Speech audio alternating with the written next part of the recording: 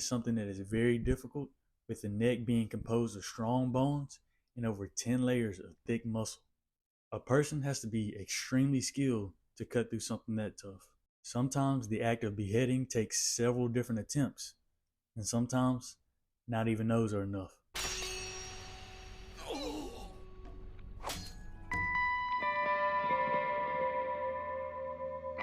This is how we're introduced to our main protagonist for this story, Gabimaru, and it's one hell of an introduction. His sword breaks across Gabimaru's neck, leaving the people around him in shock. He's killed more people than he can count, and he's just tired of it all. Gabimaru has been through a crazy amount of training that a lot of people don't end up surviving. But Gabimaru did survive, and has given him the ability to use ninjutsu and kill in effective ways. So after the beheading didn't work, they tried a different execution method. They tried burning him at the stake. And given his relationship with fire later on in the series, you're gonna realize how stupid this attempt was. They tried executing him with bull's necks, and it didn't work. He really had them stressing, but after all these attempts, he's still wanting to die. He gives a little backstory to a girl that's keeping record of all the execution attempts, and you might want to remember her, because she does play a big part in this story. He explains that his parents have died at a very young age, and he doesn't really know why. Damn, Itachi done struck again. No, I'm just playing. And from that point on, he was raised as a shinobi. And the whole reason he's even in this situation is because his friends sold him out. Pizza time! Pizza time! Pizza time! Everybody love pizza time! You think you know somebody. She then asks if he was raised that way, why would you even want to leave the village in the first place? He says that he was the best, that the chief looked at him differently than all other shinobi in the village, probably why his friends were jealous in the first place. He was so good at his job that they gave him a nickname, Gabimaru the Hollow, because he sheds no blood and no tears. He just gets the job done. He cold.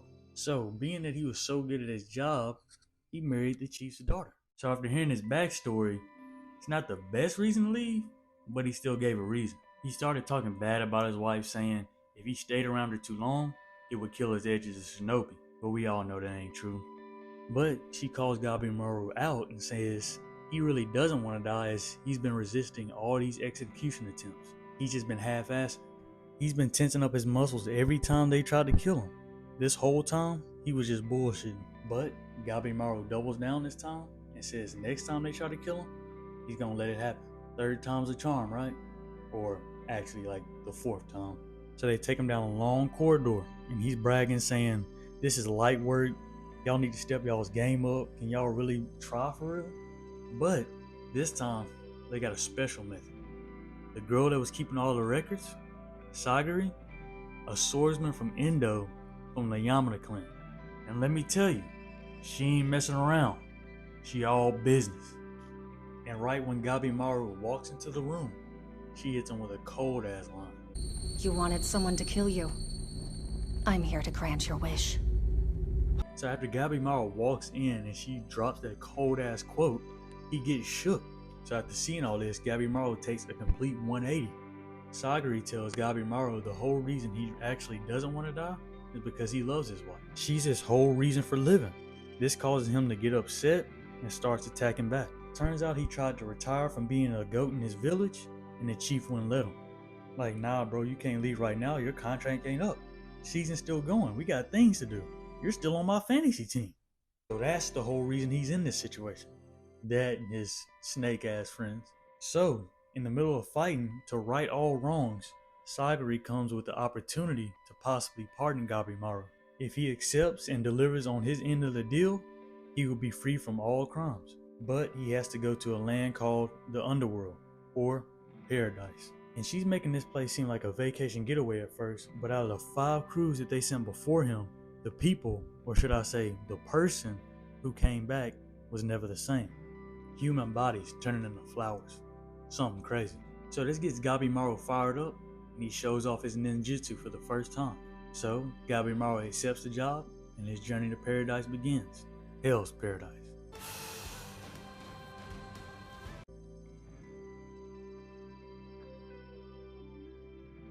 The Yamada swordsmen are so goated, they have stories about their work. So, Sagari's father, who's also a Yamada swordsman, cuts his head clean off while he's telling his story. Now, his cut is so precise and so clean that when he decapitated the man, he keeps telling his story after his head's been cut off. Crazy work. So enough of the lore of the swordsman, we gotta get back to the original story. Gabimaru and Sagari head to a beachfront with all the other criminals around that were given the same opportunity that they were. And all the criminals get the exact same chance. They all have to bring back the elixir of life from this place they call paradise to get their pardon. They make one more example of how dangerous this trip is by bringing someone out that went on the last voyage. And not gonna lie, they didn't have to roll him out there and put him on display like that. Like, they could have just told the rest of the story, but nah, they just put him out there for everybody to see. I mean, come on, they did him dirty with this. Like, why do bro like that?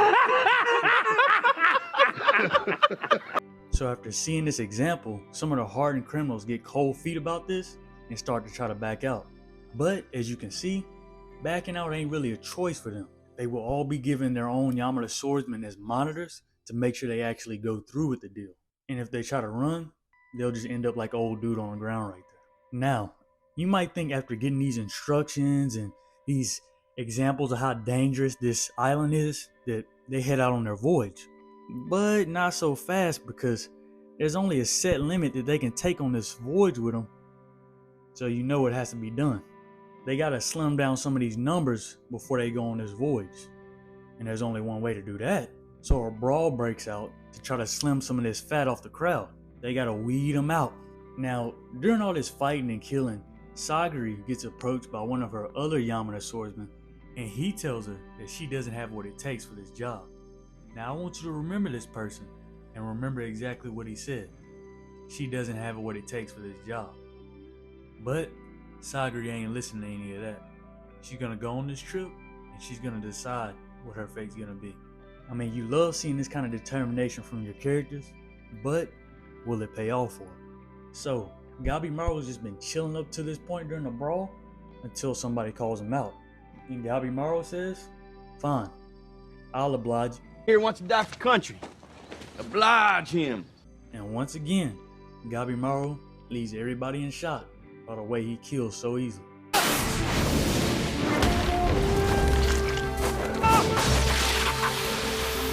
So, after Gabimaru's performance is over, 10 criminals in total head to their destination. And they shouldn't be worried, because there is no danger.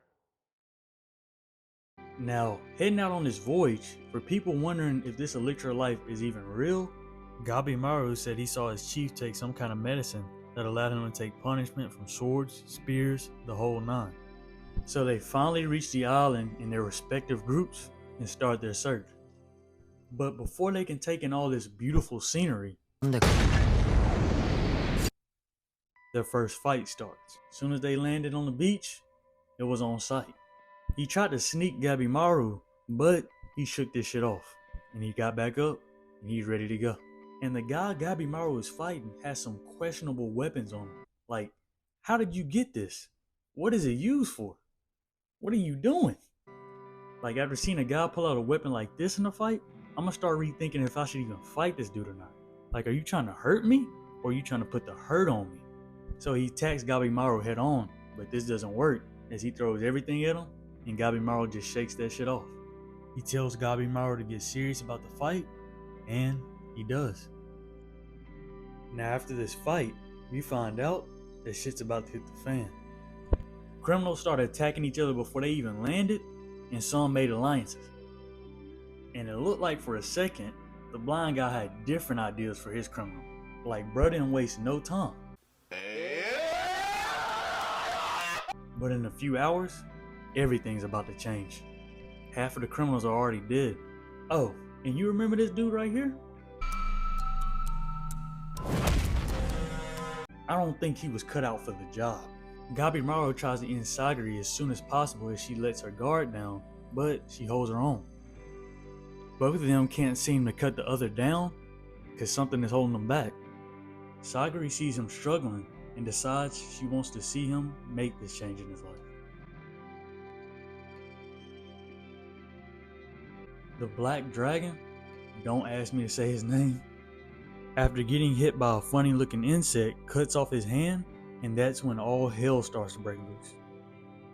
And like a scene out of Silent Hill, creatures start popping out of everywhere and start rushing towards everybody on the island. The first creature to attack them is a praying fish looking thing, and it gives Gabimaru to work for a little bit, and then more of them show up. And to save him and his monitor, he gets serious and wipes them all out, saving Sagari. After wiping them out, Uziha, you're gonna have to bear with me on these names, I'm trying, and 2 more Yamana swordsmen pull up. How convenient they pull up after they wiped out everybody and did all the work. Like damn, y'all couldn't have came and helped a little earlier instead of hiding? The other Yamana swordsman ranked 8th, and his criminal got killed by Uziha. And the other Yamada swordsman, well, I'll let him introduce himself. I'm Yamada Asaimon Center and... Yeah, anyway. 無罪は一人だけなんだし、ギリギリまで利用し合おうって言ってんの。 Yeah, she a whole different type of dangerous. But she has been running tests with the bugs and some of the creatures on the island, so she does have some decent info. Like those bugs with the faces on them are the reason the people are turning to flowers. Definitely don't get bit by that one, cause damn. So after she tells us this info, we learn a little bit about her. Her reasoning for being a shinobi is to help out her little sister, supposedly. And for some reason, Sagari passes out. So we switch lanes for a little bit and we see yet another Yamada swordsman. Alright, I know there's a lot of Yamada swordsmen, but you gotta bear with me. There's 10 of them. I'm trying to get everybody. But something is different about this Yamada swordsman and his criminal, because his criminal is his brother. They're on the island together and have been with each other since kids on the street. They really got it out the mud. They're fighting off a group of these creatures and one of them starts talking to them. Like damn, it's bad enough that they look like that, but now they gotta talk too? They both come to the realization that it's not paradise that they're in, it's hell. Sagari wakes up from passing out and everybody's relaxing and chilling. They start relaying information to each other. And because of this, they find out that most of the plants on the island used to be human. I know, right? Kind of freaky. Also, the monsters don't have organs or genitals. Not too long after this conversation, Sagari gets approached by another Yamada swordsman telling her she doesn't have what it takes for this job because she's a woman. Like, let's be honest. We already know what happened to the last dude that said that.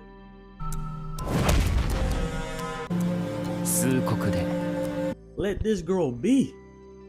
But she stands her ground and says she's staying. She ain't running from a fight. Now, for the 4th or 5th time, we got another Yamada swordsman. I know, but stay with me. There's like 10 of them. Yamada Tenzai and his criminal Nuru guy, they stumble across a crazy sight. They found a huge shipwreck of all the ships that were supposed to leave the island.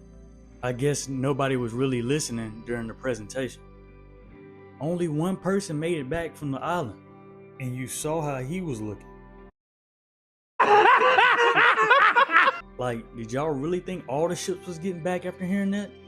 Y'all gotta pay closer attention. It was in the fine print. It's a one-way ticket. And I'm just imagining in my head the crew members going like, alright, we done dropped everybody off. Captain, let's head back. And the captain's like, make it back? It's a one-way ticket. It was in the fine print. So after this discovery, they get attacked by a giant squid. And this squid has like faces on it and tentacles on the tentacles.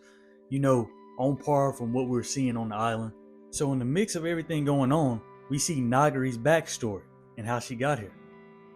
She led a group of samurai back to her village and they killed everyone except her.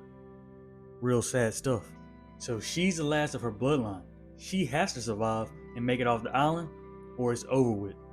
And on this island, she gonna need a miracle. So after finding their way through the shipwreckage, they find another Yamada member. Hey, I didn't say Yamada swordsman this time. So they find him and he's not looking too good. He got caught lacking and got hit with the same thing the other guy got hit with. So after finding him, Nagari has a breakdown right here of all places with the giant squid and flower dude sitting right here. She has a breakdown like, come on. But she eventually snaps out of it and finds her way to safety, only after a few cuts and bruises. So, we cut back to Sagri and her group, and they're still trying to act like her father, tell her what to do, tell her that she just needs to leave the island. You know, the usual yapping type stuff. Like, they low-key kind of setting her up because, yeah, she's good where she is. Gabimaru talks to Sagri, and you can see he's starting to make a real change in the way he's thinking. So much that he starts to care for Sagri. Like, I ain't shipping, but what happens on the island stays on the island. Like, for real. They can't leave. There's like a giant squid out there. Hopefully their connection stays strong in the series though. After this, Sagri doubles down and decides she's not leaving the island. Like she had a choice. And she will not go back to the village. She's locked in. He tries to scare her, but she brushes that shit off and takes his sword in the process. Like, she told you she ain't leaving. He gets mad and tries to give her a lecture, but then all of a sudden, damn, maybe he should have stayed on the boat too. Damn, wait a minute, never mind. He better off where he is.